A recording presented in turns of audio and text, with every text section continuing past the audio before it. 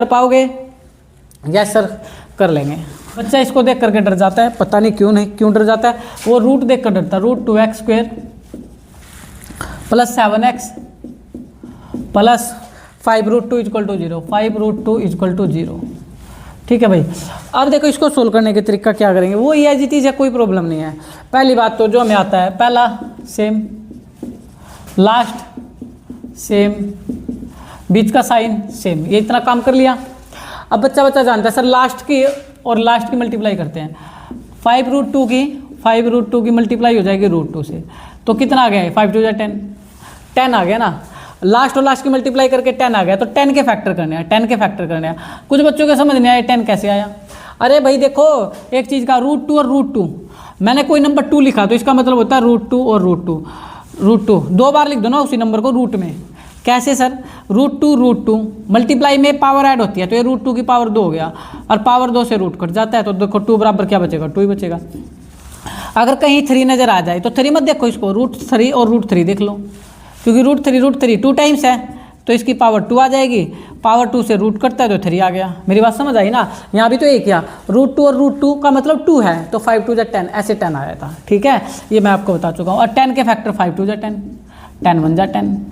अब इनमें से आपको क्या चाहिए? x का कोएफिशिएंट कितना है? 7 चाहिए भाई। कितना चाहिए सर? 7 कौन बना रहा है? ये बना रहा। 5 और 2 7, तो एक टर्म आ गई 5x और दूसरी टर्म भी क्या आ जाएगी आपकी? 2x। 7x आ गया। साइन अपनी मर्जी से मत लगाना भाई। अच्छा, ये जो 7x कोएफिशिएंट 7 आया, कैसे आया? 5 में 2 ऐड करने के लिए साइन सेम चाहिए, सेम साइन चाहिए। एक प्लस है तो दूसरा भी क्या चाहिए? प्लस। अब पहले 2 में कॉमन लो, लास्ट 2 में कॉमन लो, अब फिर बच्चे को प्रॉब्लम खड़ी हो सकती है।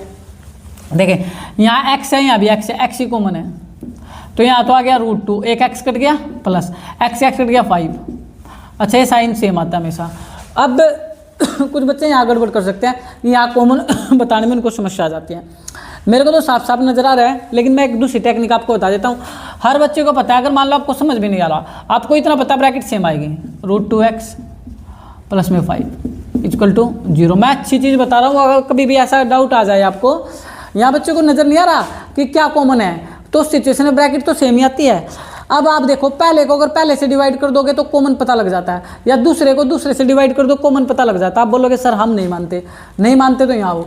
अब मैं बोल रहा हूँ कि ये सेकंड है, दूसरा है, दूसरे को दूसरे डिवाइड करो कॉमन। देखो इस 5x को इससे डिवाइड कर दो, 5 से 5 कट गया, कॉमन क्या आ गया? x। दूसरी बात यहाँ हो, इस फर्स्ट को फर्स्ट से डिवाइड कर दो, √2x² को √2x से डिवाइड कर दो, √2 से √2 कैंसिल हो गया, एक x से x कैंसिल हो गया, x बचा, सिंपल। अब दूसरी बात, इसमें आओ, सेकंड को साइन से डिवाइड करो, 5 से 5 कट गया तो √2 आएगा कॉमन, क्या आएगा? √2 आएगा। बस हो गया मामला सेट। अब दूसरी बात, जिसको ये भी समझ नहीं आया, इसको आप 2 मत देखो ना।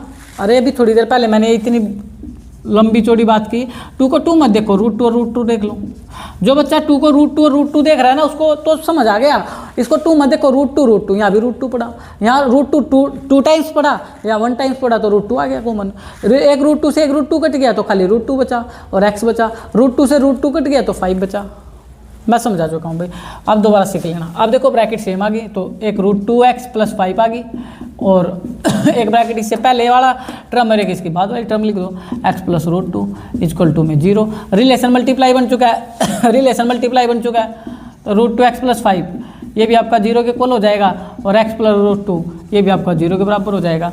तो x निकाल लोगे, प्लस का 5 माइनस मल्टीप्लाई का डिवाइड, प्लस 5 माइनस मल्टीप्लाई का √2 यहाँ डिवाइड में आ जाएगा, सेम एज इट इज, ये प्लस का उधर जाकर माइनस हो जाएगा।